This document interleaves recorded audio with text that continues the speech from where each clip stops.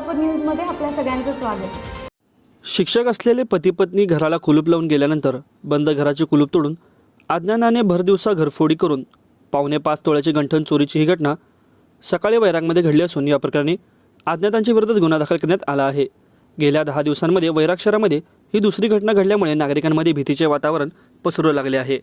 याबाबतची वैराग पोलिसांकडून मिळालेली अधिक माहिती अशी, वैराग येथील स्वरूपानंद नगरामध्ये चंद्रकांत गवळी आणि भाग्यश्री गवळी हे दोघे शिक्षक असल्यामुळे शनिवारी सकाळच्या शाळेसाठी ते गेले होते। दरम्यान त्यांचा मुलगा विद्यामंदिर शाळेमध्ये 8वीमध्ये शिकतो। तोही 11:15 वाजण्याच्या सुमारास घराला कुलूप लावून गेला। दुपारी 1च्या सुमारास भाग्यश्री गवळी या विद्यामंदिर या प्राथमिक शाळेतून घरी परतल्यानंतर बंद घराच्या दरवाजाचे कुलूप तुटलेले दिसले। दरवाजा उघडाच होता।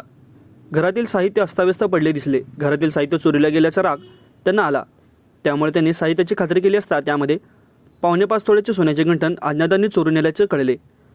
त्यांनी लगेच पती चंद्रकांत गवळी यांना कळवले। त्यानंतर त्यांनी वैराग पोलीस ठाण्यावर तक्रार नोंदवली। सोलापूर येथून श्वान पथक पच्छारण होताच त्यांचा गुन्हा नोंदवला गेला आहे व त्या चोरट्यांचा तपास पोलीस करत आहेत। माझं सोलापूर न्यूज या यूट्यूब चॅनलला सबस्क्राईब करा आणि बेल आयकॉन प्रेस करायला विसरू नका।